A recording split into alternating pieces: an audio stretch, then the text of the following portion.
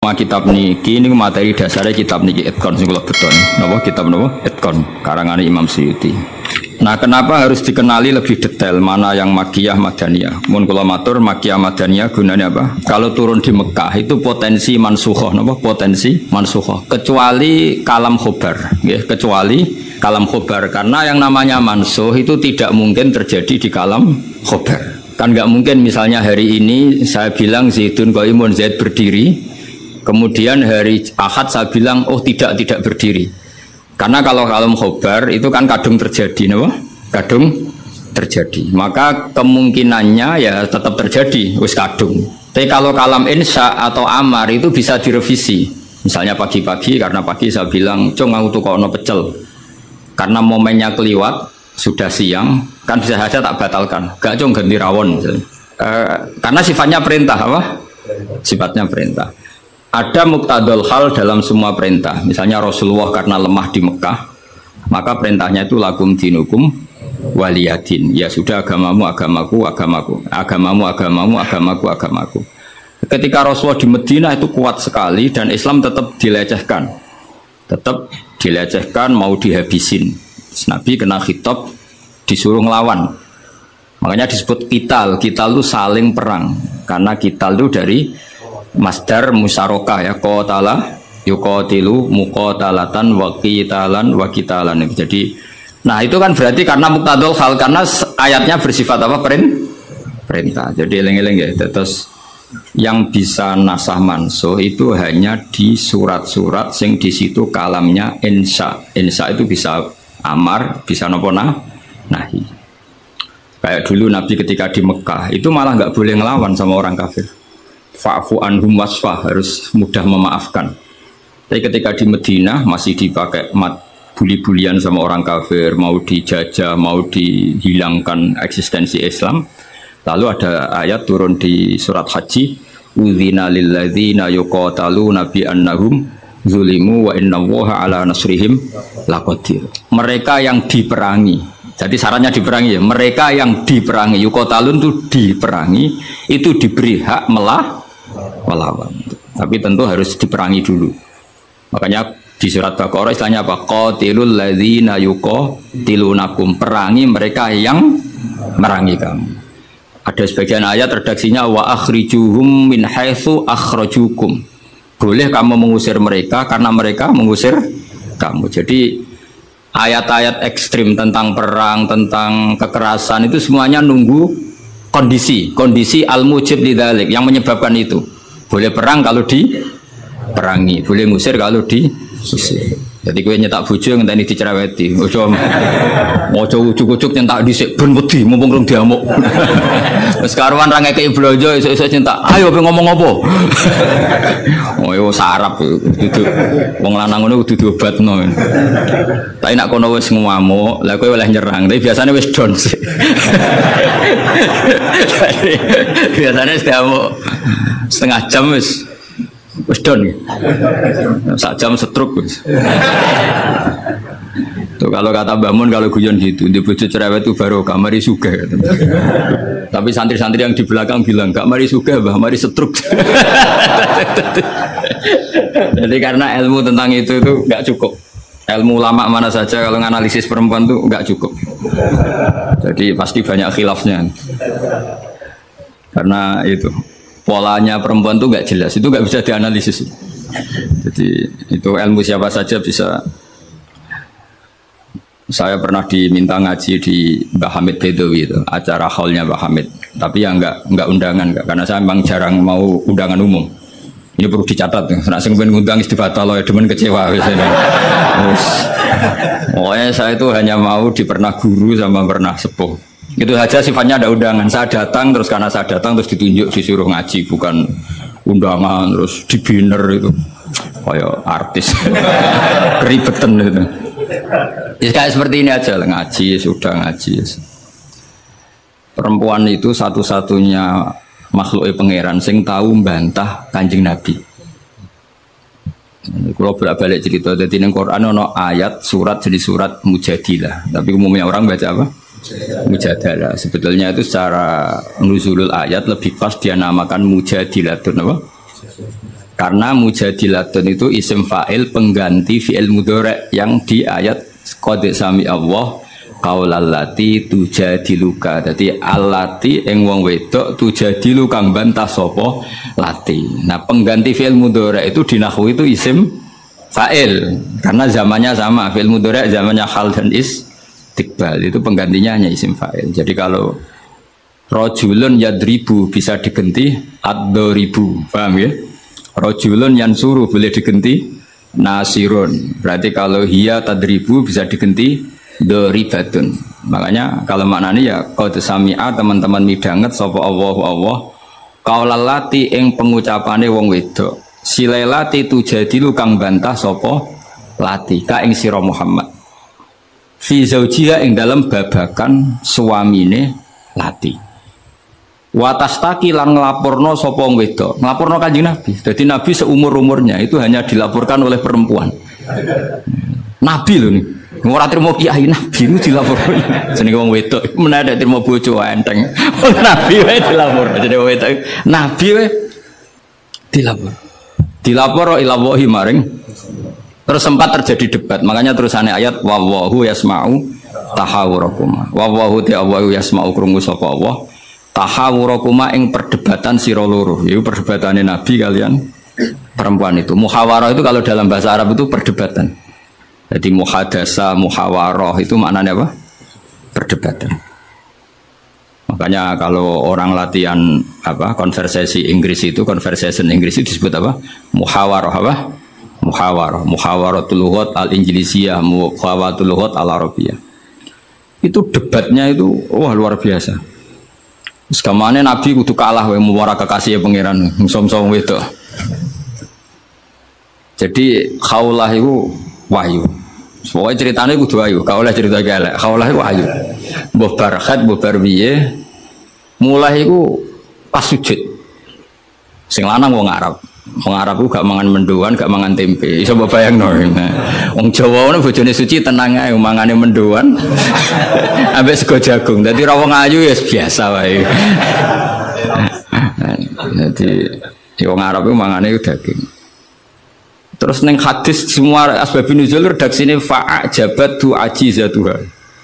Nah, mbok maknane ya fa'ajabat mongko gawakno hu ing rajul jenenge Aus bin Somit.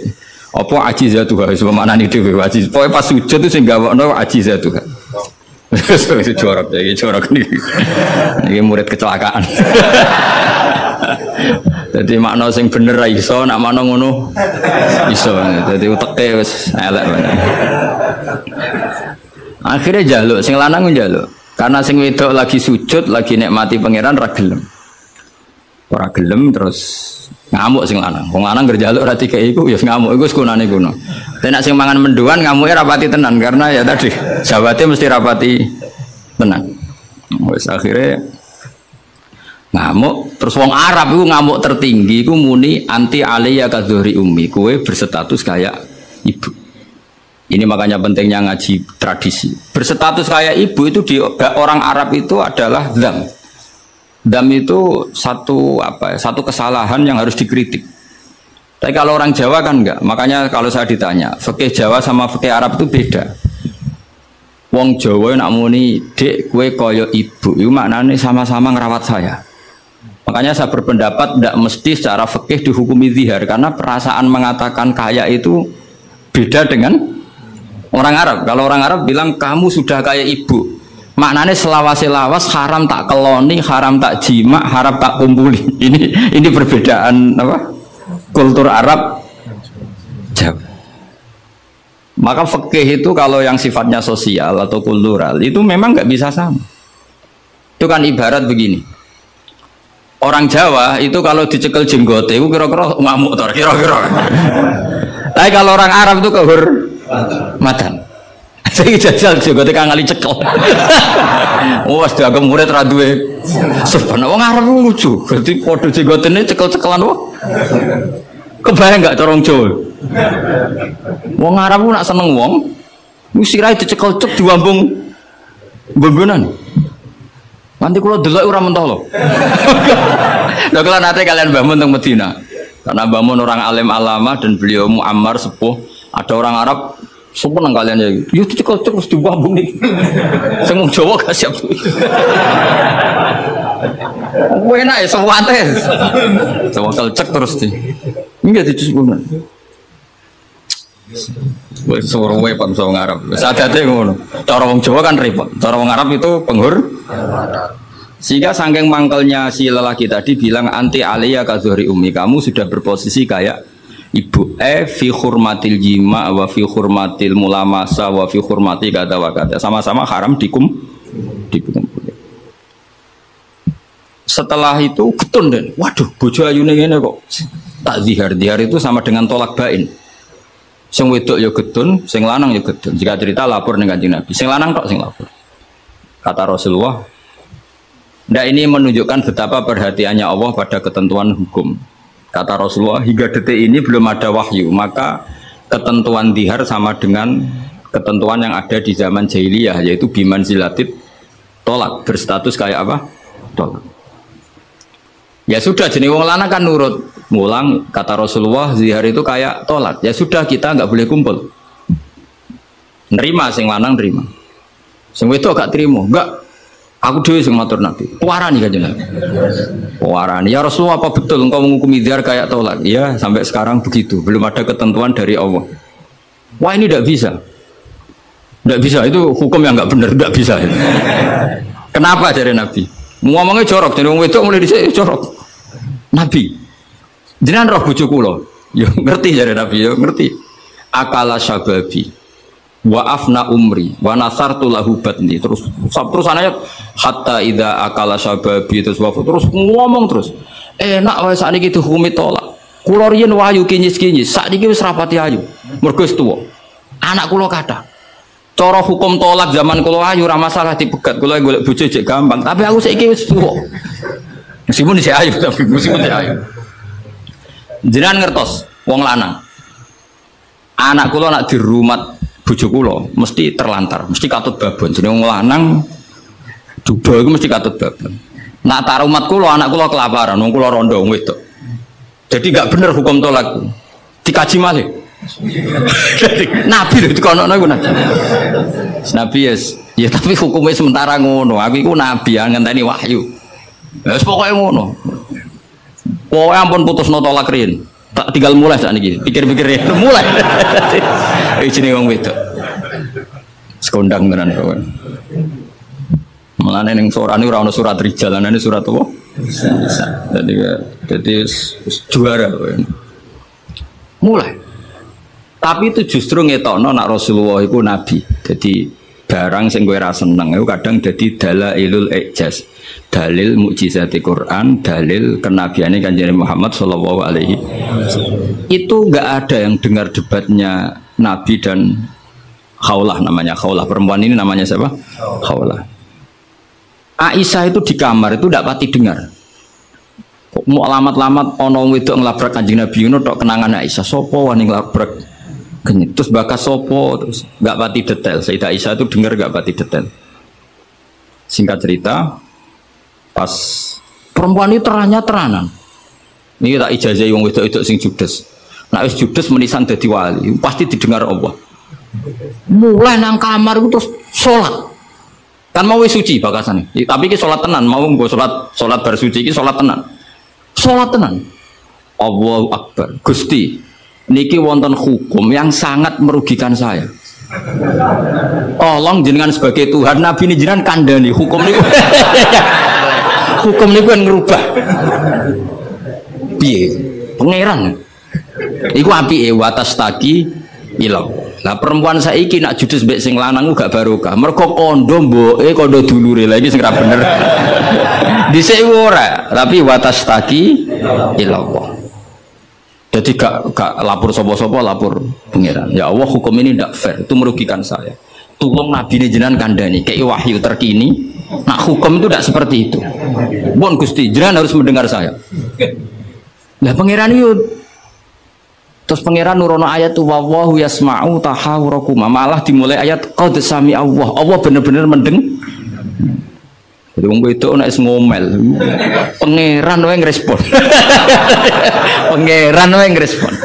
Ijek dikai kot tuh banget oleh ngerespon.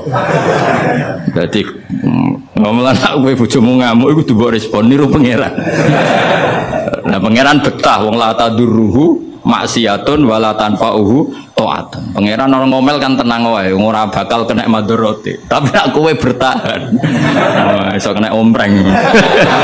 Dadi kira usah niru pangeran karena ya beda kelas no. Akhirnya sujud tenani pangeran. Pas dekne sujud, Jibril teko ning Rasulullah. Dia di rumah, Rasulullah di dalam. Perempuan tadi di rumahnya. Qad sami Allah qala allati tujadiluka fi zawjiha wa tashtaki ila Allah wa wa yasma'u tahawurakum inna wa sami'um basir. Sak terus. Nangis sampe wedok mau ditimbali Kanjeng Nabi panggil perempuan itu. Apa yang dia munajatkan sama Allah diterima. Dan Allah meng-ACC keinginan dia bahwa zihar itu tidak seperti tolak. Tambah nangis sampe itu jenengan lu nabi tenan padahal kalau lapore ning kamar jenengan krungu. Mergo akhirnya itu sana ketentuan alladzina yuzahiruna minkum min nisaihim ma hunna ummahati in ummahatuhum illallai waladina. Jadi akhirnya pangeran nganggo ilmu status. Mulane saiki umat ya sing statusan niku perkarane. Pangeran nganggo hukum napa? Status. Status itu begini, yang namanya ibu itu siapa? Ya definisi ibu adalah orang yang melahirkan kamu. Saya ulang lagi, yang namanya ibu itu siapa? Orang yang melahirkan kamu itu namanya seorang ibu. Yang namanya istri siapa? Orang yang halal kamu keloni, kamu jima, kamu hubungan intim. Nah ini penting, harus vulgar, kayak hambani kabeh sesuai. Sehingga definisi ini harus tegas. Yang namanya ibu itu siapa? Orang yang melahirkan kamu. Yang namanya istri, orang yang halal kamu gaulin. Asal pas gelem loh, nah orang iso kena rancangan KUHP. Jarai. Jarai. So ben, itu mesti sing bojone ayu, sing akeh dipenjara iku. Nah sing bojone elek kan gak ono pemaksaan ya. Oh ya wis. Dadi kowe kudu termasuk sing di penjara ben ketara bojone. Dadi kok nak disidang, kenapa kamu maksa istri kamu mau? Sing tahan mbek wong ayu sapa kan? Kan keren. Tapi misalnya disuwidang bojomu elek merongos. Pertanyaannya hakim, ngono wae kok ora betah. Aneh lagi. Kan gak pantas banget.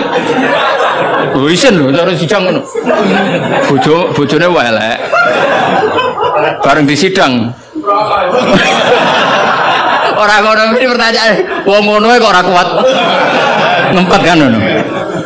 Tapi nek wayu terus kira kuat ngempet kan hakim kan. Mesti pikir-pikir. Ketoke panas.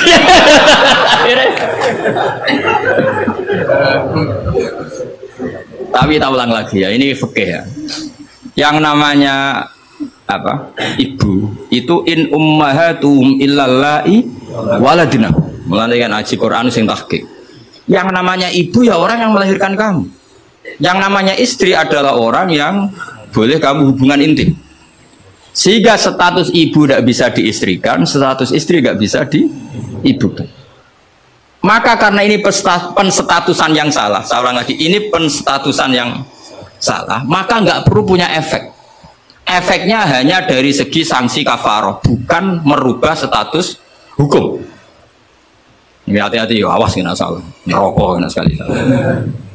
Sebab itu Allah oleh ngendikan wa innahum la yaquluna munkaram minal qauli wa zura, menstatuskan istri sebagai ibu itu omongan sing ngelantur sing ora bener. Wong istri kok distatuskan sebagai ibu, itu tidak bisa. Yang namanya ibu ya orang yang melahirkan, yang namanya istri orang yang boleh dijak hubungan intim. Ini kan nggak nyambung.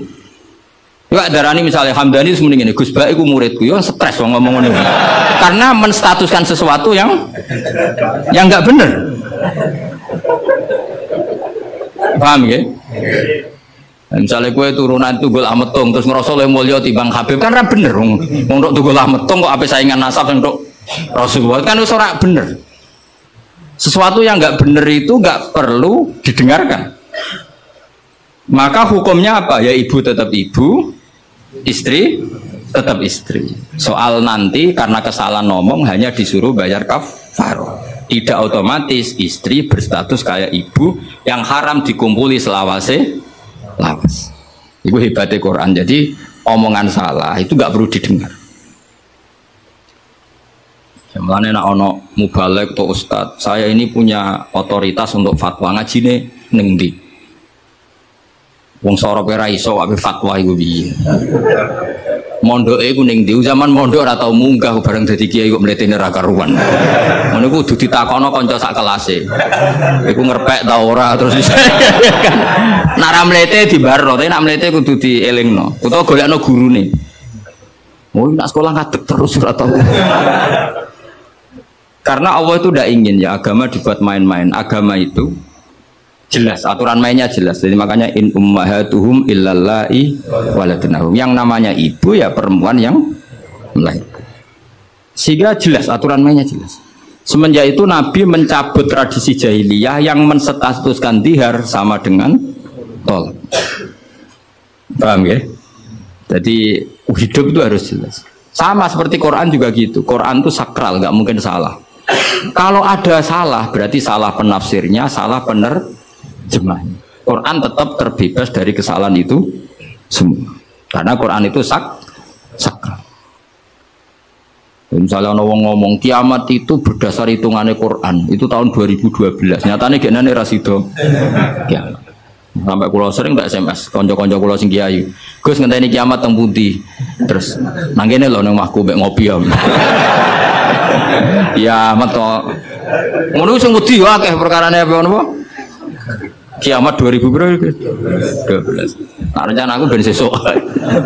Wong ora melok gawe kiamat kok geger. Wong Rasulullah sing kekasih pangeran wae ndak dikasih tahu kapan. Israfil lho sing go trompet ngalor gitu. Lu ora ngerti kok.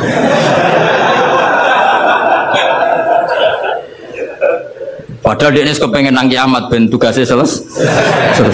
Iku era. Nah, artinya begini.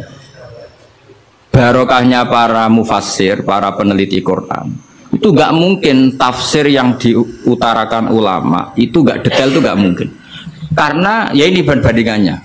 Sayyid Muhammad sampai Sayyid Alawi, Sayyid Abbas sampai Sayyid Zaidi Dahlan sampai Syekh Khotib Minangkabau, saya semuanya itu detail sampai iki Quran iki turun pas Nabi teng dalem, iki Nabi pas tindakan, iki Quran turun pas dalu, iki Quran turun pas rino. Dengan tradisi sedetail itu kan nggak mungkin salah dalam memaknai.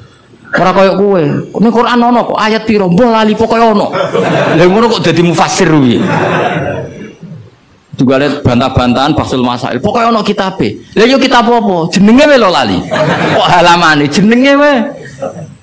Padahal ulama dhisik ayat iki turun pas Nabi tindak, turunnya pas bengi, pas musim dingin, pas musim panas. Dengan pengetahuan sedetail itu kemungkinan salah itu kecil. Jadi sampai dibakas Al-Khadori wasafari. Cara kowe kan gunane apa dibakas ning omah mbek wis ra bakat ngalim ning teke saya lek. Sajane kan iso ditebak misalnya ngene, kowe tukaran mbek bojo ge apaan? Setengah tahun songkok kawin ini alamat umur bulan madu kok wis tukaran. Tapi nak wis sering tukaran begitu sering jok piro bar 10 tahun normal itu. Sak melarat 10 tahun wis bosen. Dadi pancen wis wayahe brontak. Kan orang kan bisa diukur ngamuke kapan misalnya aku bertukaran mbek bojo Gus kawin perang dino seminggu. Wah salamat. Al bidayah lahian ya wong kawitan umur bulan madu kok wis tukaran. Tapi nak bar 10 tahun itu kesunatan cara. Sing kuat tidak melarat. 10 tahun iso. Nak kuat ya bojomu kelainan wis kelainan. Jadi iso diukur, tunggale nyai.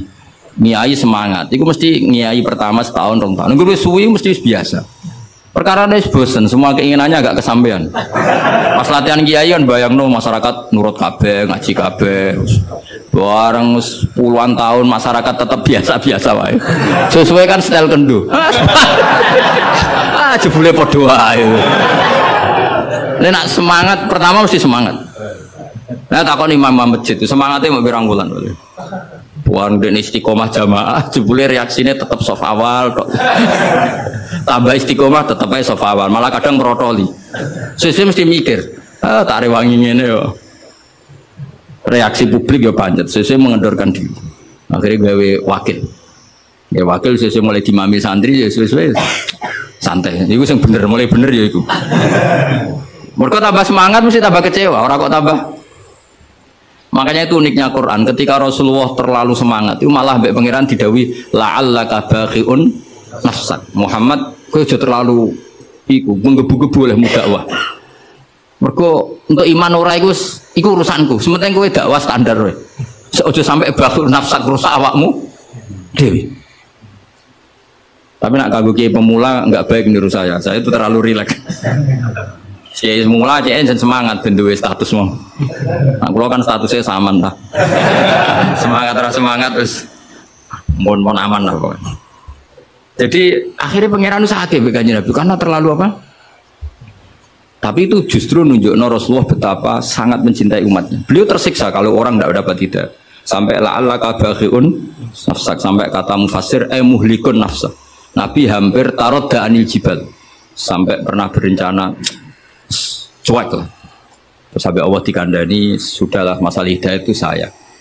Laisa 'alaika hudahum walakinna wa yahdi may yasha. Sudahlah kamu ngaji saja, kamu dakwah saja, tapi tetap laisa 'alaika hudahum, itu tidak wilayah Anda untuk memberi hidayah. Terus kalau nanti ngaji wae. Ada muni ngene. Aku pengen ngaji ning Damaran terus tak ulang ngalim kabeh, demen setruk ben nanti niat. Oh mesti kecewa. Ayo paling sing paham biro, ayo ngaco. Ayo ngaco tak tes. Tapi nak targetnya gak paham no, supaya ngaji, silaturahim, guyon bareng, bar mulai, bar wis. Wah mesti ra ngarah kecewa. Mau takoki wong, ngaji Gus Pak, ya ngaji. Piye keterangan wis pokoke apik. Baleni ra iso iki lho rekamane. Ayo kelakuanmu ngono ta, kira-kira. Jawab. Ayo jajal tanpa rekaman baleni. Narang ngelantur. Lalu misalnya terus kiai ini diambisi ngaji muridnya paham. Kira-kira demen kecewa kan? Lah bojo yang ngono tak wari. Ana wong kepengin bojone iku sholihan, riman, ra bantah. Demen kecewa. Kowe iku sapa? Wong mbok cukupi wae jek bantah mun ora mbok. Sokoke ditarget bojo iku penting wedok, nak salat madhep ngulon. Ya wis kok. Iku mesti gak gampang kecewa. Lho kula nek kiai bojo kula yo ning. Ya aku narjetno bojo pokoke urip, salat, seneng. Berarti ora usah bayangno teko lunga disambut, terus digodhogno banyu nggo teh, mbok disiramno ya ora. Cuman kecewa, apa? Cuman kecewa. Pokoke anggar teko takoki, jek urip Dek. Alhamdulillah bojoku isek. Misalnya kok minggat mulai Mas aku semula nang wong tuaku. Melok kowe yo melarat atau melok wong tuaku. Alhamdulillah Dek cerdas. Tahu sing pantes dieloki. Enten cara hukum melok wong fakir iku kebodohan. Melok wong tua sing sugih itu kepintaran. Tanggapi secara ilmiah. Kok ngergoni wong lanang ujug-ujug mulai ndak ini kamu punya istri yang menghormati ilmu. Di mana-mana melok wong fakir ora enak. Melok wong tua sing sugih iku enak. Berarti bojo pinter lah goblok. Pinter. Jadi sing syukur ya. Alhamdulillah Dek kok pinter. Kowe genane melok aku fakir 5 tahun aku ya jagal. Wong kok gobloke ngono. Jadi jago mulai iki. Lah misale ki dirafa. Wis Mas tak rafakno Mas, aku pegat Mas ngene-ngene. Ya ngono ngomongi ngono. Nak pancen kowe entuk sing luwih apik timbang aku. Yes piye meneh. Tapi iku kan barang sing ora mesti. Sing karuan mesti iku ya aku iki wis bojomu. Terangno. Mengejar barang ora mesti iku bahaya. Terangno. Tapi nak bojo jawab ngene, fakirmu wis mesti. Sugihmu ke depan ora mesti. Nak adu al yakin la yuzalu bisak. Baru saiki malah ngaji usul fikih. Ngaji kaidah fikih al yakin la yuzalu bisak. Semalah debat. Tapi intinya gini ya, dari mengerti seperti ini, kemungkinan para mufassir salah dalam mengartikan Quran itu kecil. Karena hadori Nabi di dalam wahyu itu roh niteni. Mulane Aisyah radhiyallahu anha, itu ngerti banget Nabi nantok wahyu. Kenapa tahu? Ketika ayat Baro'ah terbebasnya beliau dari tuduhan apa? Zina dengan Sufyan ya, Sufyan Al-Mu'attal itu Nabi itu fi yaumin syatin, di hari yang sangat dingin, musim dingin. Di Arab itu kalau musim dingin itu ada salju.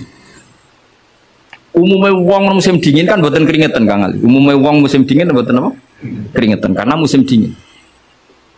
Iku Nabi kalau saking untuk wahyu, saking paniknya, saking beratnya wahyu itu wa innahu la yatafassadu araqon, kenangane Sayyidah Aisyah. Beliau itu bercucuran keringat padahal fi yaumin syatin, di hari yang sangat dingin. Sehingga Aisyah tuh kaget, wah berarti Nabi untuk wahyu. Ternyata wahyu itu adalah pembebasan Sayyidah apa? Aisyah dari segala tuduhan apa? Zina. Kayak apa ulama itu? Sayyidah Aisyah meriwayatkan itu, ini ayat turun di musim dingin dan Nabi sampai keringetan begini. Jadi detail peristiwanya tentang hadisul ifki. Rawinya seorang Sayyidah Aisyah di rumah Abu Bakar, ditunggoni ibunya Umi Ruman. Itu detail. Kesalahan itu kecil sekali. Bayangkan kalau tafsir itu diomongkan orang sing pokoknya ono ayat piro boraro. Bareng roh wis terjemahan. Sing nerjemah dhewe ra wong alim. Sing umate akeh ya wong bodoh kabeh anut. Terus otoritasnya itu di mana? Bayangkan ulama dulu wis alim, diuji oleh orang alim, dia murid alim, dikontrol oleh orang alim. Imam Bukhari itu diakui orang alim setelah diuji 100 ulama ahli hadis. Itu lagi lolos. Saya orang bodoh kabeh ngaji, iku niate ngaji mau golek barokah ora golek paham. Mergo wis ngerti nek ora bakal paham. Dadi akhirnya ya realistis saya. Takoki kenapa ngaji untuk barokah. Semangkone kok nguri ora paham. Mau kenangane ngajine rame, wis ngono tok. Bakas apa mbah kok guri rapati krungu. Padahal umpama ngarep lah ya padha ae rapati paham. Dadi mulane nek rapati paham kok guri ben alasan nek ora paham. Tapi ngaji ilmu sama ulama dulu itu ora paham ora iso. Wong dites. Imam Syafi'i itu ngaji Imam Malik itu dites. Maca muwatta dhisik disinaoni sik lagi ngaji Imam Malik. Cek dites. Sufyan Ats-Tsauri nate ngetes Imam Syafi'i ngene. Cara kowe mesti gagal. Tes-tesane ngeten. Ada Sufyan Ats-Tsauri, ada Sufyan bin Uyainah. Ini ulama-ulama seniornya Imam Syafi'i. Ya Syafi'i nanya lo ya jangkar karena lebih senior. Ma maknal hadis la tuharrikut tayra atau atiron la tuharriku at-tayra min wakanatiha. Sebagian riwayat min makinnatiha. Manuk iku aja mbok obahno sangka kurungane. Ya manuk itu jangan gerakkan. Jadi sangkar burung itu jangan kamu gerakkan saat ada burungnya. Tapi posisi pintu terbuka. Karena Imam Syafi'i itu orang alim. Dites, oh maknanya begini. Orang Arab itu kalau mau pergi itu tayamun maupun tasaum. Jadi kalau burung di obano kurungane kok terbang ke kanan, maka perginya mubarok baik. Tapi kalau digerakkan burungnya terbang ke kiri, maka pergi ini buruk. Nabi melarang itu. Nabi melarang umat Islam punya penyakit tatoyur. Tatoyur itu apa? Menggantungkan nasib dengan toirun, burung. Makanya di surat Yasin apa? Innama toirukum ma'akum. Cara wong Jawa itu apa? Adu nasib, mengundi nasib. Kalau orang Arab pakainya apa? Burung. Nah, wong Jawa kan cecek. Misalnya cecek ceblok. Wah, alamat elek ra sida lunga. Padahal sing mesti kan ceceke hati-hati, ku sing mesti nganti. Tapi wong Jawa nafsire kan cecek ceblok, iku berarti celaka ya. Sing celaka ceceke ta wong sing ngapi lunga. Tapi orang Jawa ora ya. Ngapi lunga ana cecek ceblok gak sido jare alamat apes. Padahal cecek tiba sing mesti kan siji gak hati-hati. Nomor loro iso wae dene latihan jumping. Aneh latihan uji apa? Uji nyali. Nah itu Imam Syafi'i itu paham betul. Adatul Arab itu kalau mau pergi itu menggerakkan sangkar burung yang ada burungnya. Kemudian kalau terbang kanan alamat baik, kalau kiri alamat buruk. Lah Rasulullah itu melarang itu. Makanya terus ngendikan la tuharrikut tayra min makinnatiha.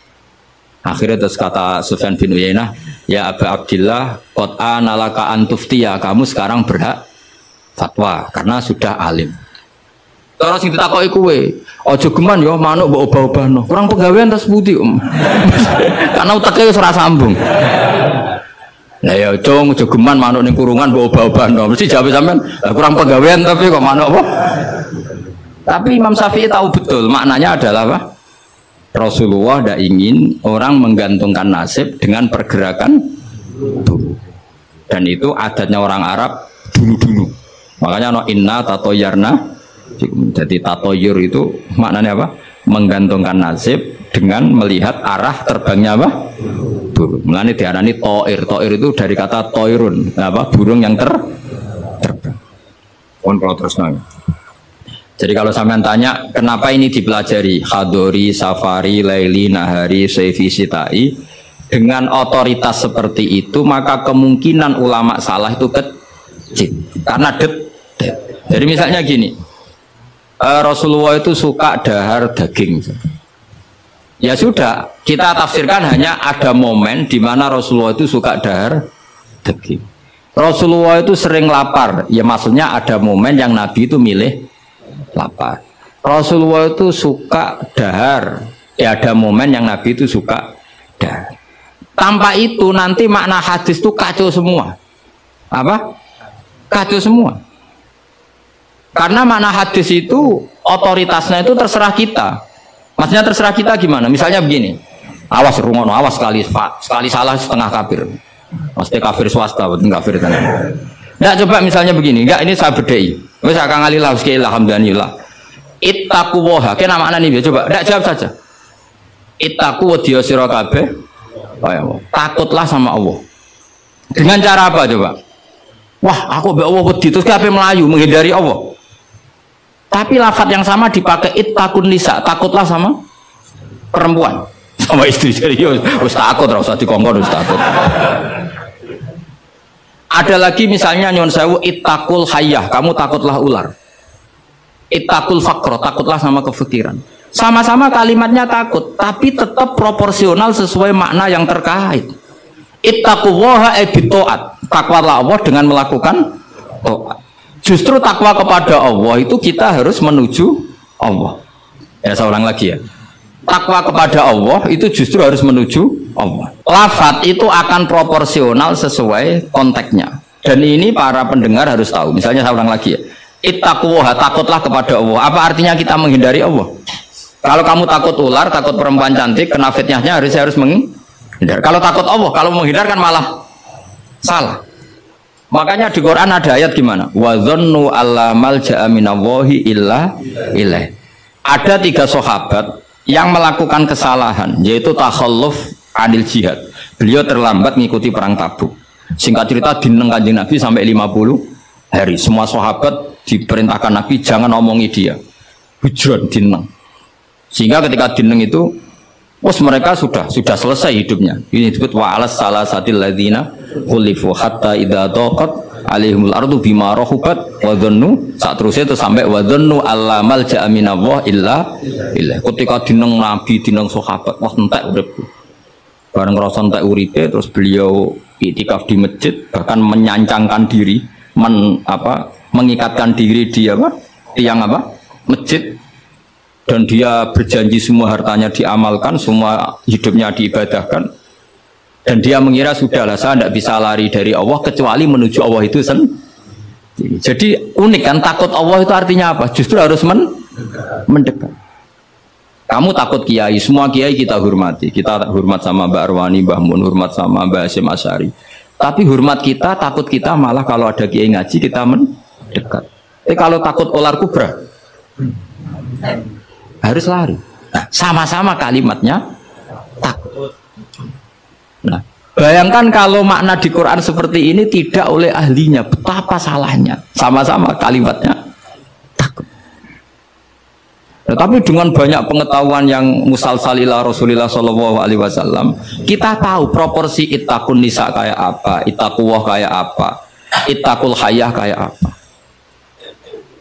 Cinta juga gitu, cinta kepada Allah kayak apa, cinta kepada Rasul kayak apa, cinta kepada perempuan kayak apa, cinta pada teman kayak apa. Semuanya redaksinya juga hub, mahabbah.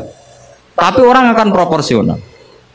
Makanya ulama itu kalau ngendikan lafadz yang sama itu ditafsiri beda-beda. Misalnya gini yang paling terkenal. Nak kira atau krungu ya kebangetan. Inna Allaha wa malaikatahu yusholluna 'alan nabi. Wassalat minallah ar-rahmah wa minal malaikah istighfar wa minal adami tadarruun wa du'aun. Coba, Allah itu kan di atas Rasulullah Muhammad. Apapun hebatnya Kanjeng Nabi kan di bawah Allah. Berarti Allah di atas Kanjeng Nabi. Maka ketika ada ayat gini, Inna Allaha saat temen Allah Ta'ala yusolli misalnya, maca sholawat sapa Allah. Masa macane sholawat Allah mending ini, Allahumma sholli ala Muhammad. Loh Allah dhewe kok muni Allahumma terus piye kan gitu. Paham ya? Tentu redaksinya Allah ya usolli ala Muhammad. Saya menambahkan rahmat kepada, ya langsung jadi usolli ala Muhammad azidu alaihi rahmatan. Saya menambahkan dia tak kasih rahmat. Wa minal malaikati istighfarun. Ketika seorang malaikat disebut membaca sholawat kepada Nabi, artinya malaikat memohon kepada Allah supaya menambahkan sholawat atau istighfar. Nah kita ini kan wong sombong. Kita semua ini nak wong sombong, nak dongakno Kanjeng Nabi, wong kowe dhewe nasib ora jelas kok dongakno wong sing jelas. Ya demen guyu malaikat. Ya Allah, tolong ya Rasulullah itu jenengan sakit ini nak ora bahaya kafir. Maka ketika kita baca sholawat kepada Nabi itu bentuk tadarruk kita, bentuk DPDP kita. Ya Allah, jasanya Nabi yang begitu banyak, saya tidak mungkin membalasnya. Sehingga urusan balas membalas budinya saya pasrahkan jenengan. Sehingga sholawat dari kita itu pengganti doa jazallahu anna Muhammadan bima huwa ahlu. Balaslah ya Allah Rasulullah Muhammad dengan status yang beliau miliki. Karena kita ini utang jasa tapi tidak berkutik mau balas pakai ya. Sehingga sama-sama sholat. Minallah maknanya pemberian, dari malaikat maknanya istighfar, dari kita maknanya tadarruk. Semuanya katanya sholat. Jadi makna itu pasti ada proporsinya. Ada apa? Proporsi. Dan itu lama tahu. Jika kemungkinan salah itu kecil karena dari awal dianalisis tadi ada ayat khadoriyah, safariyah, lailiyah, nahariyah. Sehingga detail. Nah, barokahnya ngaji ini kamu kemungkinan mufassir ulama dulu salah itu kecil sekali karena tadi terhitung. Bahkan per kalimat itu terhitung. Sampai ada guyonan ulama, kalau kamu ingin tes doktor tafsir, itu ada satu kata, sak kalimat, orang sak kalam, sak kalimat yang diturunkan Quran. Itu ketika ada ayat wa qulu washrabu hatta yatabayyana lakumul khaytul abyadu minal khaytil aswad. Dhisik waqaf. Minal aswad itu waqaf. Jika sahabat itu kalau bulan Ramadan, kalau malam-malam dulu kan tidak ada listrik. Itu di pintunya Kang Ali, di pintunya itu dikasih benang hitam sama benang merah. Jadi agar jima bojone didelok. Orang ketok ijek oleh berarti kan gitu. Kok orang ketok ijek oleh. Mangan ya gitu, mangan tengan mangan nginceng neh. Oh orang ketok berarti. Karena ukuran menjadi nggak boleh makan minum itu apa? Sehingga benang hitam terbedakan dari benang putih dalam pandangan mata. Ya begitu terus. Ketika Rasulullah dilapuri itu, dilapuri wong salah paham mau udah masang apa? Benak. Mana santri sing nakal benangnya cilik benak ketok-ketok. Nah benangnya gede kan gampang ketok. Akhirnya Jibril teko. Orang ngono maksudnya umatmu salah paham. Iki aja ana sak kata suruh tak turun nominal fajr. Jadi final fajr itu satu-satunya contoh ning Quran sing turun mau sak kalimat tok. Jadi Jibril kok langit medun ning bumi. Iku mau nggawa minal fajr. Ya sakake ya rungkul. Kok langit tok bumi mau nggawa apa? Minal fajr. Jibril mau turun apa? Minal fajr. Satu-satunya contoh Quran turun mesakno sak kata, sak kalimat, ora kok apa? Sak kalam ra musnad sampai musnad ilah. Saya teruskan malih ya. Jadi kemungkinan para ulama salah itu kecil karena tadi sanadnya musalsal ila Rasulillah sallallahu alaihi wasallam. Sampai ketika ayat itu dibaca Nabi saat di rumah Sayyidah Aisyah, temanya adalah pembebasan Aisyah dari tuduhan apa? Zina. Terus peristiwanya sama siapa, tuduhannya siapa, yang menuduh siapa, itu detail sekali. Yang menuduh adalah orang-orang munafik. Terus Sayyidah Aisyah tersiksa karena omongannya si A, si B. Ini detail sekali. Nah, barokahnya detail itu kemungkinan salah itu kecil. Andai kan itu tidak detail, maka orang akan menafsirkan ayat dengan makna am, dengan lafadz am, dan itu bahaya. Misalnya lafadz am gini, innal insana lafi khusr, semua manusia pasti getun. Mosok Rasulullah masuk lafadz innal insana, masa para nabi, para wali masuk innal. Tapi kalau kamu tahu bahasa Arab kan, alil ahdi, al itu untuk makna takrif. Orang tertentu yang kelakuannya tertentu itu lafi khusr. Sehingga proporsional. Apa Makanya ketika ada ayat misalnya gini, wa anni faddaltukum alal alamin. Bani Israel didawi pangeran, saya memuliakan kamu di atas seluruh penduduk dunia. Semua mufassir mengatakan karena umatnya Rasulullah adalah umat terbaik, kuntum khaira ummatin. Tapi kenapa Bani Israel dikhitobi wa anni faddaltukum? Oh begini, ala alami zamanihim apa? Ala alami zamanihim. Bani Israel adalah penduduk terbaik di eranya atau di masanya. Kenapa begitu? Karena ada al. Apa? Ada? Seperti begini ya. Mbak Arwani itu yang terbaik di eranya. Tentu beliau kan nggak akan merasa lebih baik ketimbang Mbak Munawir karena gurunya. Mbah Mun terbaik di eranya tentu dibanding kita-kita. Kalau dibanding Mbah Zubair sama Said Abdul Al-Haddad terbaik. Tapi kan nggak mungkin beliau kerja dibandingkan sama Faqih Muqaddam, sama Habib Ahmad bin Isa Al-Muhajir. Semua ini orang-orang terbaik tentu kita tafsiri di eranya. Karena mesti beliau-beliau punya senior. Paham ya, jelas ya? Sama lah. Ketika wa anni faddaltukum alal alamin, Bani Israel difitopi gitu, alami zamanihim, bahwa Bani Israel lebih utama hanya dibanding apa orang di eranya. Tidak mungkin mengalahkan umat Rasulullah Shallallahu Alaihi Wasallam karena umatnya Nabi kena status kuntum khaira ummati. Ya jelas ya. Jadi, nah siapa yang tahu proporsional ini? Lagi-lagi ulama. Jadi ini penting, ulama ini penting. Sama ketika Rasulullah itu nyuwun sewu ya mau berteman orang-orang kafir. Itu ulama yang tahu. Bertemannya apa? Karena Rasulullah tidak punya hadzun nafsi, bertemannya adalah tatmi anil Islam supaya menyenangkan mereka masuk Islam. Tolaban li imanihim wa toma'an li imanihim. Tidak sing akrab sampean, oh paling untuk servis sih. Gak butuh Islami, butuh duit. Kan nanti terserah. Sama-sama zahir itu mau berteman, tapi kan beda orang soleh sama ndak. Aku bolak-balik nyontono gampang kasus wong itu. Ana wong soleh ngekeki dhuwit rondo ayu. Wis pikirane nulung. Enak wong dolim ngekeki dhuwit mesti pesen apa ora tahu. Jadi sama perilakunya sama-sama memberi. Tapi orang soleh sama orang fasik selalu beda. Makanya Allah nak ngendikan itu sederhana dan ini sangat sederhana tapi sangat dalam. Qul hal yastawil ladzina ya'lamuna wal ladzina la ya'lamun. Afaman kana mu'minan kaman kana fasiqo. Sama. Lho coba kiai sama orang fasik yo ramah yo lomo. Enak menawa gelem dadi apik. Antar wong fasik yo sayang yo lomo, ben kena dadi anak buah, ben gelem ngedaro narkoba. Lomane bodoh, pemberiannya sama. Sing kiai memberi ben orang ini jadi baik, sing bandar narkoba memberi ben gelem dadi anak buah. Memberinya sama. Perhatiannya yang beda apa? Niatnya, karena tidak akan sama. Afamangka mu'minan kamangkana fasiko. Lah saya ingin Quran itu dibaca seperti ini sehingga kualitas maknanya terjaga. Karena bawa koyok kue terus diterjemah, apakah orang mukmin sama dengan orang fasik? Jawab tidak. Itu bangunnya apa ujian masuk madrasah aliyah. Bocah orang karu-karuan paham itu. Jadi sing detail ya ngaji Quran sing detail. Jadi afamangka mu'minan kamangkana fasiko. Makanya Rasulullah nanti ngendikan, dan hadis ini saya pegang betul, jangan geman salah faham sama orang soleh yang alim karena motifnya pasti kebenar meskipun dohiri salah.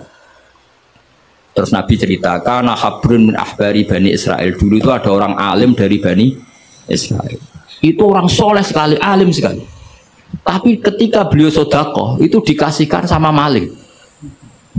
Fatahat dasan nas, orang geger, orang alim kok sedekah mbek maling, nggak mana kang ali santri ra dikai malah maling. Kontroversi belum selesai, hari kedua dikekno lonte, dikekno wong nakal. Geger meneh. Ini orang alim kok malah ngamal ning lonte. Geger. Geger belum selesai hari ketiga, dikekno wong sugih. Jadi 3 hari itu keliru terus.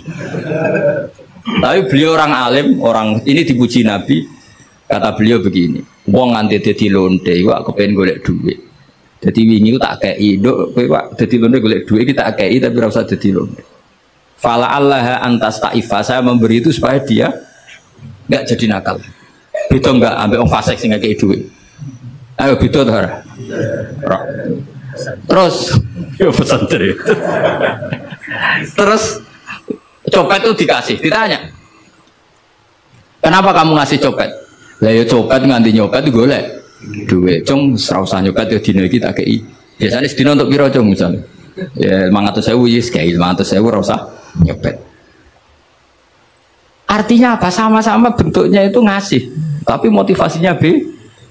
Sing paling sini terakhir, wong sugih dikai. Wong sugih ya bingung, "Mbah ya iku lho sugih mbok kei dhuwit." Lah nganti kowe medhit, iku ora saking senenge dhuwit tak tambahi. Akhirnya isen sugih. Makanya masyhur itu. Jadi artinya gini loh, wong alim ora iso dipadakno wong. Makanya ketika Rasulullah SAW berteman dengan Nasara Najron, sampai Nasara Najron sowan ke Nabi konsultasi tentang agama, terus bagian riwayat Nabi menghormati mereka, itu beda dengan kita. Kita seperti itu nggak boleh niru-niru amat karena konteksnya beda. Kekuatan kita, iman kita dengan Nabi itu beda. Tapi tetap ini menjadi hukum. Siapapun boleh menganalisis sesuai pahamnya masing-masing. Tapi tetap beda. Saya ulang lagi, tetap beda. Karena tadi, misalnya ada orang alim, soleh, terus senengannya mulang rodo-rodo ayu. Ya kita harus husnudon. Paling banter, songko bodoh jadi pinter. Songko nakal jadi solihah. Songko kedonyan jadi eling akhirat.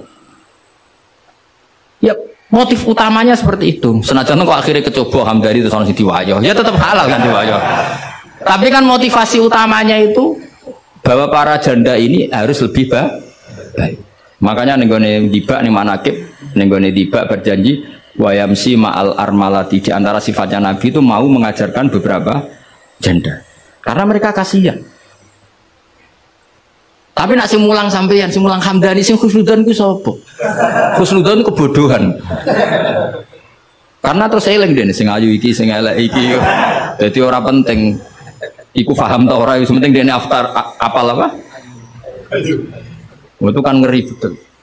Maka ini penting saya utarakan. Jadi apa nak ngendikan itu sebenarnya sederhana, tapi maknanya jauh. Afamangkana mu'minang kamangkana fasiko. Saya itu merasakan, saya kemarin 7 hari di Korea. Itu 2006 banyak santri Korea ngaji saya yang pas perainan. Kenapa saya yang diundang? Sebenarnya saya itu nggak diundang. Mereka minta saya ngaji. Beberapa kali sudah ngaji di Indonesia, terus mereka minta sekali-kali gus ngaji di Korea. Aku ya bilang gini. Tapi waktunya terserah aku. Ngatur kiai dosa. Ya gus pokoknya terserah jenengan. Mereka mintanya 1 bulan di Ramadan. Tahunnya pondokku bukan tutup. Kiai sewa kira. Sabulan Ramadan bisa. Akhirnya saya minta seminggu saja. Uniknya apa setelah saya di Korea? Tahun 2006 tukang Ali Imran itu mereka ngaji saya di Jogja.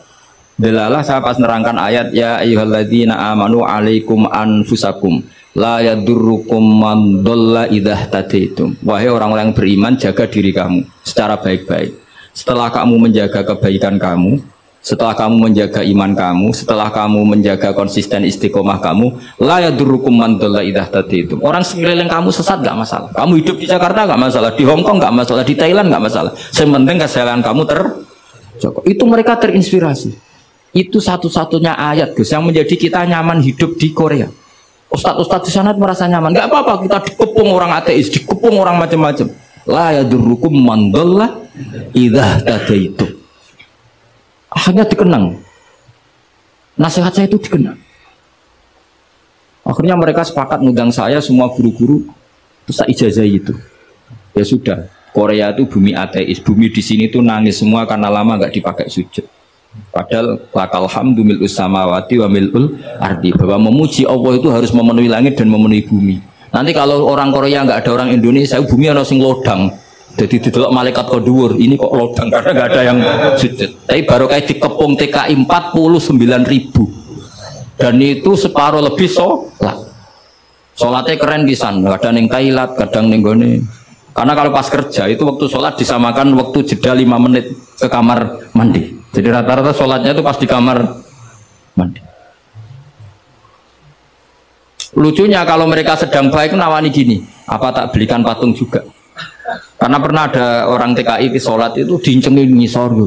Mereka aneh, ada sembahyang kok tanpa patung. Karena tahunya mereka ya namanya sembahyang pakai patung.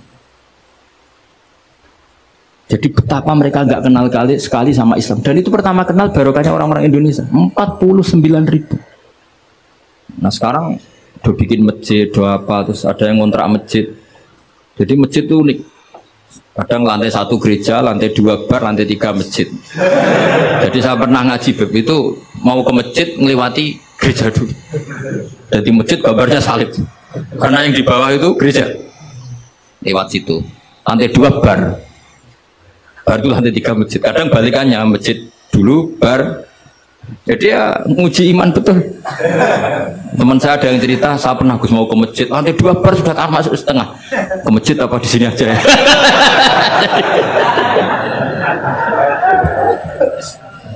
Tapi ya tadi, makanya kita semua syukur betul umatnya Rasulullah Shallallahu Alaihi Wasallam itu dikawal Quran ila yaumil qiyamah. Jadi yang dikawal Quran bukan orang Kudus saja, bukan orang yang daerahnya mayoritas Muslim saja, termasuk orang yang di Korea, di Uni Soviet juga dijaga Quran. La yadurrukum man dhalla idza tadi.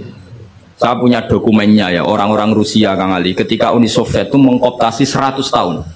Itu orang-orang Islam turunan Uzbek, turunan Syria, turunan Arab. Itu kalau ngajarkan tauhid itu di basement, di bawah tanah. Karena mereka dipaksa menjadi komunis. Tapi Allah itu maha kuat. Allah wal qawi, Allah itu zat yang kuat, tidak terkalahkan. Mereka selalu ngajar anak-anaknya di bawah tanah untuk ngajarkan tauhid. Dan doa mereka didengar Allah. Akhirnya Uni Soviet hancur menjadi negara persemakmuran. Tapi sekali menjadi negara persemakmuran langsung menjadi negara Islam, yaitu Ceknya Uzbek Tajikistan. Laukanu khina kufrihim tidak belajar Islam maka tidak bisa mendirikan negara Islam. Tapi karena mereka ketika dikooptasi Uni Soviet tetap belajar Islam, sehingga pertama merdeka langsung negara Islam. Andai kan mereka sudah meninggalkan Islam secara pelajaran maka tidak bisa mendirikan negara Islam. Tapi mereka ketika dikooptasi tetap belajar Islam meskipun sembunyi. Sebenarnya itu jamilah ya durrukum mandallah idza tadi. Jadi orang sekeliling kamu sesat nggak masalah, asal komitmen kamu sendiri tercerahkan atau mendapat. Saya itu ingin ya Quran seperti ini tuh mantep neng umat Rasulullah Shallallahu Alaihi Wasallam. Jadi eling ya ayyuhalladzina amanu alaikum anfusakum la yadurrukum mandallah idza tadaitum. Jadi kamu tidak usah takut zaman. Kayak apa Jakarta? Jakarta kata orang banyak kota maksiat gini-gini. Itu tidak benar. Banyak orang-orang alim. Siapa yang nggak ngerti Habib Mundir di era modern? Sampai Majelis Rasulullah besarnya juga di Jakarta. Siapa yang nggak ngerti keluarga Kuitang? Orang-orang alim yang non Habaib juga banyak. Dulu ada Mbak Syafi'i, sekarang ada Pak Sukron Makmun, Pak Nur Iskandar. Banyak teman-temannya bapak yang alim di Jakarta. Santri saya yang Jakarta ya banyak. Muhyiddin saya Jakarta ya banyak. Karena ketika orang itu baik, itu la yadurrukum mandallah idza tadaitum. Uni Soviet kayak apa dikjayanya? Ketika mereka hancur, malah mereka akhirnya yang hancur dan berdiri negara-negara persemakmuran dengan asas napa? Islam. Jadi gue ora usah khawatir, wah iki negara Indonesia rusak tauhid kudu dihancurno. Wah, apa-apaan gak tau ngaji, yakin gak tau ngaji. Agama ini akan dijaga Allah ila yaumil qiyamah. Jelas dawuh Nabi la tazalu ta'ifatun min ummati zahirina 'alal haq la yadurruhum man khalafahum. Sebagian riwayat la yadurruhum man nawa'ahum. Agama ini kata Nabi selalu umatku ini ada pembela-pembela kebenaran ila yaumil qiyamah kata Nabi. La yadurruhum man khalafahum, dan umatku yang bela kebenaran ini tidak akan terkalahkan oleh orang yang menentang mereka. Dulu ketika kita kecil, pengajian kudu lapor Polres, mau balik di data, ya bener ya nih. Saat ini pengajian rasa diundang polsek dorau. Bedanya kan jauh sekali. Dulu kan kayak kesulitan. Sekarang kayak apa? Padahal kualitas ibadah kita mungkin hebat. Tidak mungkin mesti hebatnya wong dhisik. Tapi agama ini dijaga Allah. Nak cara kiai-kiai sing tasawuf dhisik digawa Imam Ghazali, Syekh Abdul Qadir Jilani. Iku agama mlaku. Berhubung agama diurusi pangeran, saiki digawa mudin ya mlaku. Mergo sing ngurusi pangeran. Cara sing ngurusi manusa agama iku wis tutup. Mergo sing gawa trimo mudin. Tapi berhubung dijaga pangeran, sing gawa rodok-rodok pidol wis tetep mlaku. Jadi Hamdani wis tetep mlaku. Ya memang Allah Ta'ala sudah janji la tazalu ta'ifat, ini dawai kanjeng Nabi. Dawai kanjeng Nabi tentu semakna dengan wahyu. Karena apa? Wa ma yantiqu 'anil hawa in huwa illa wahyu yuha. Jadi dawai Nabi la tazalu ta'ifatun min ummati zahirina 'alal haq la yadurruhum man khalafahum. Jadi umatku akan selalu ada yang membela kebenaran dan tidak akan terkalahkan oleh yang menentang. Tapi syaratnya tadi loh ya, syaratnya seperti di Quran tadi, idah tada itu. Kalau di Kudus bar bisa rame, tapi nyatanya pengajiannya Ki Saroni ya bisa rame. Artinya kebenaran sebenarnya nggak pernah kalah. Coba saya sekarang hitung saja, konser dangdut sama sholatnya Habib Syekh, pendatangnya banyak mana coba? Tetap menang Habib Syekh. Sekarang orang yang di bar sama ngaji Jumat pagi banyak mana? Banyak banget. Artinya kebenaran itu selalu menang.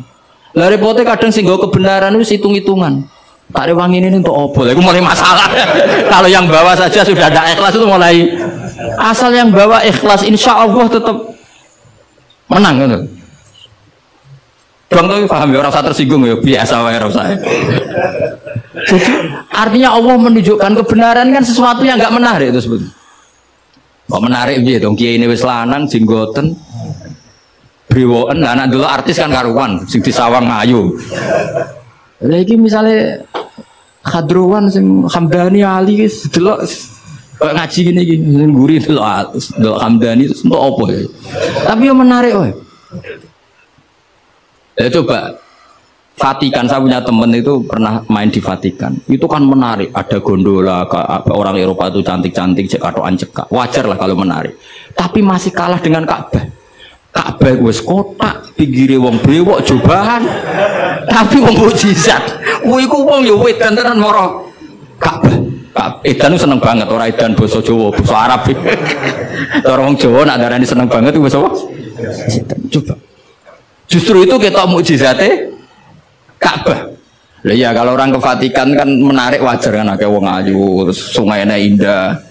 Mara Ka'bah aja. Terus kotak ireng pisan. Semono wong Arab-Arab.